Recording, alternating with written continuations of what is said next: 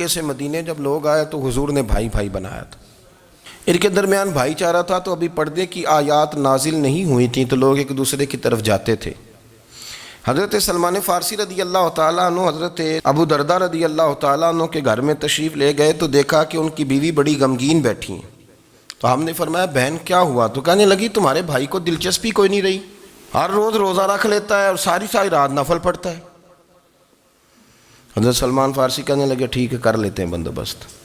نماز دین ہے کہ نہیں؟ دین ہے نا یہ چیزیں۔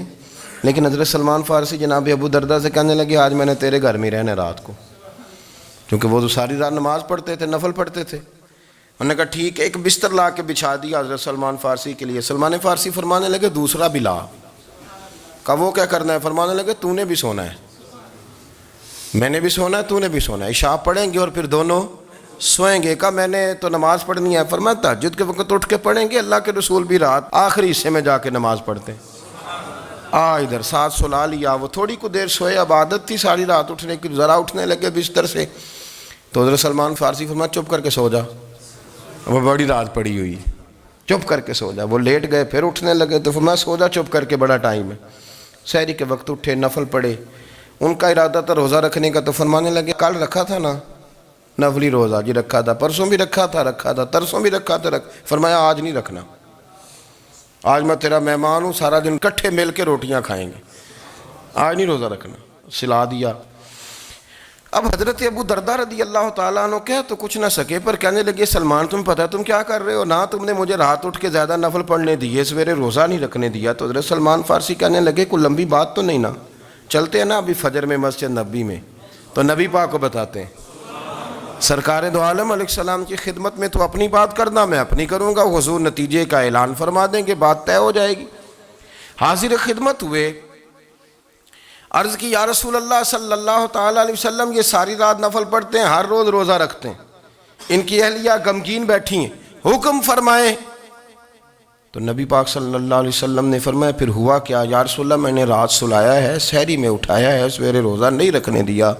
نبی پاک نے فرمایا سلمان فارسی نے ٹھیک کیا ہے، سلمان فارسی نے ٹھیک کیا۔ پھر حضور نے فرمایا، نبی کریم نے فرمایا ابو درداء تیرے اوپر اگر اللہ کا حق ہے، اس کے رسول کا حق ہے، دین کا حق ہے، تو فرمایا تیری آنکھ کا بھی تیرے اوپر حق ہے، تیرے وجود کا بھی تیرے اوپر حق ہے۔ یہ حضور نے فرمایا تیرے بچوں کا بھی تیرے اوپر حق ہے، تیری بیوی کا بھی تیرے اوپر حق۔ اس حق کو بھی سمجھے، حقوق اللہ بھی ہیں، پر تیری آنکھ کا بھی تیرے اوپر کیا مانا کہ تیری آنکھ سونا چاہتی ہے تو اسے سلا بھی، تیرے وجود کا بھی تیرے اوپر حق ہے، تو تیرا وجود آرام کرنا چاہتا ہے تو اسے آرام بھی کرا۔ اور پھر وہاں نبی پاک صلی اللہ علیہ وسلم نے فرمایا میں تم سب، سننا یہ لفظ حدیث کے، حضور نے اسی موقع پر فرمایا میں تم سب سے زیادہ اپنے رب کو جانتا ہوں اور میں تم سب سے بڑھ کر اپنے رب سے ڈرتا ہوں۔ حضور فرمانے لگے میں روزہ بھی رکھتا ہوں، افطار بھی کرتا ہوں، یعنی کبھی رکھتا ہوں اور کبھی نہیں رکھتا۔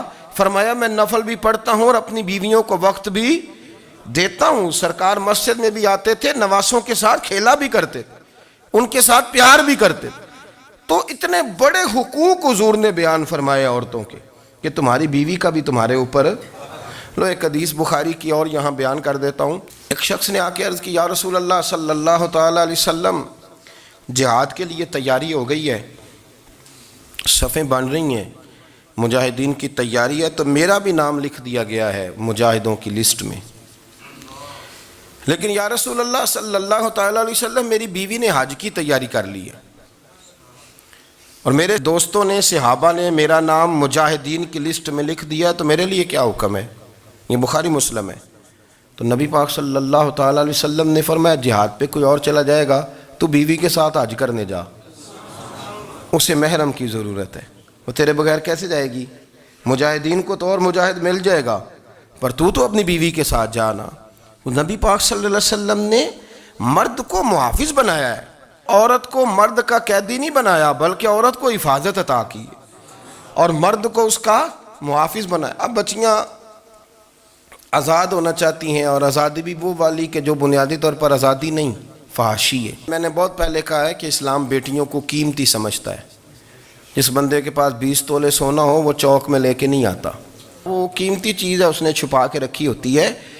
تو جو نبی پاک صلی اللہ علیہ وسلم کا کلمہ پڑھنے والے بیویاں، اسلام انہیں قیمتی سمجھتا ہے، کہتا ہے کہ تم قیمتی ہو لہذا گھر کے اندر رہو، تم باہر نہ ہو۔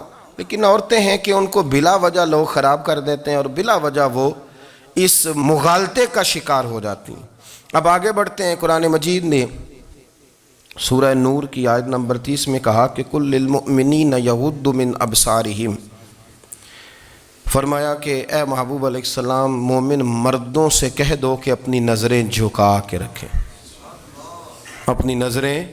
اور اگلی آیت میں فرمایا وَقُلْ لِلْمُؤْمِنَاتِ يَغْضُضْنَ مِنْ أَبْصَارِهِنَّ، فرمایا کہ اے محبوب مومن عورتوں سے بھی کہہ دو کہ اپنی نظریں جھکا۔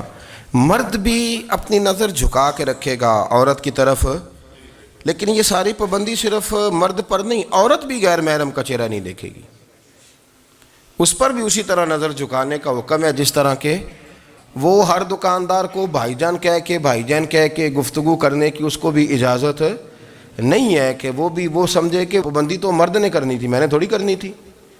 وہ جس کے پاس جائے، جہاں بھی جائے، ڈاکٹر کے پاس جائے، باہر جائے، تو وہ جس طرح مرضی اس کا دل چاہے وہ بات چیت کرے، اس کی عورت کو بھی اجازت اسلام نہیں دیتا۔ بنیادی طور پہ اسلام شرم و حیا کا دین ہے، حیا کی بات کرتا ہے۔ حیا کی جب ہم تعریف کرتے ہیں تو حیا کی تعریف یہ ہے کہ کوئی کبھی چیز دیکھ کے نہ تو آپ کی طبیعت میں کراہت محسوس ہو، آپ کوئی غلط جملہ منہ سے نکالتے ہوئے ذرا جھجکیں، آپ کوئی غلط بات کرتے ہوئے تھوڑا بوجھ محسوس کریں۔ ہمارے ہاں تیزی سے فروغ پایا ہے بے حیائی نے، سنگیوں کی محفلیں، یاروں کی محفلیں، اس میں غلیظ گفتگو ہوتی ہے الا ماشاء اللہ۔ جن دوستوں کو بڑی پاک صاف گفتگو کرنی چاہیے، دوستی کا رشتہ بڑا مقدس رشتہ ہے، جو یہاں ایک دوسرے سے پیار کریں گے جنت میں بھی اکٹھے داخل کیے جائیں گے۔ شرط یہ ہے کہ پیار اللہ رسول کی رضا کے لیے ہو، لیکن اس کے اندر اگر آپ کی گفتگو کچی ہو، کمزور ہو، فحاشی والی ہو، عریانی والی ہو، وہ ہمارے ہاں تو اب اس کو لوگ فیشن سمجھتے ہیں، اس کو مردانگی کی علامت سمجھتے ہیں کہ وہ جی ساری باتیں جی وہاں ہو گئیں، اور جس کا جو جی چاہا اس نے کہا۔ آپ جب حیا کے دائرے میں ہوتے ہیں تو آپ خود بھی سکون محسوس کرتے ہیں۔ دیکھیں نا، آپ کو نیند سکون سے کہاں آتی ہے؟ جہاں کمرہ بند ہو، چاروں جانب دیوار ہے، اوپر چھت ہے، خالی دروازہ بھی کھلا ہوا ہونا تو جب بندہ سکون لینا چاہتا ہے تو کہتا ہے یار ذرا دروازہ ذرا بند کر دو۔ وہ اچھی طرح اپنے آپ کو چھپا لیتا ہے نا حیا کے پردے میں، تو اللہ اسے سکون عطا کرتا ہے۔ اور جو اس سے بھی زیادہ ٹھنڈی نیند میں جانا چاہتا ہے وہ کہتا ہے لائٹ بھی بند کر دو۔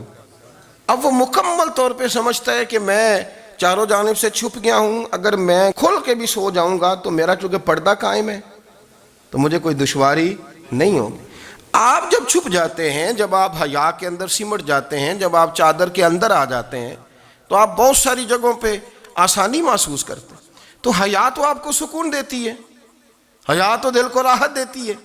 میں بڑی ذمہ داری سے بات عرض کرتا ہوں، قرآن مجید نے نا ایک مقام پہ مذاق کو، ایک مزاح ہوتا ہے خوش طبی، وہ نہیں، مذاق اڑانا،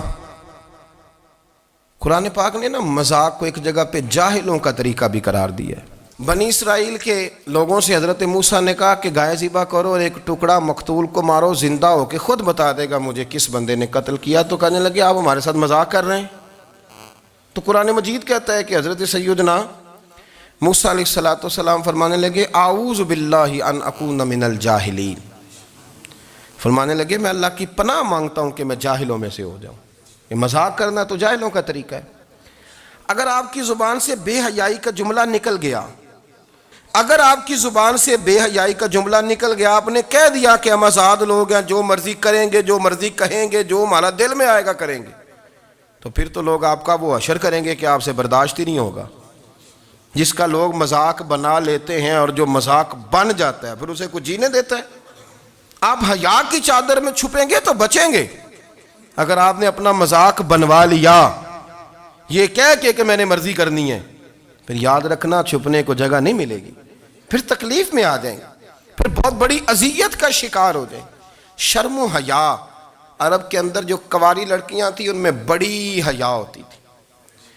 الحمدللہ میں بڑے فخر سے کہتا ہوں کہ میرے پنجاب کی، میرے پاکستان کی بیٹیاں بھی 20 دفعہ ان کا ابا کہے تیری شادی کرنی ہے،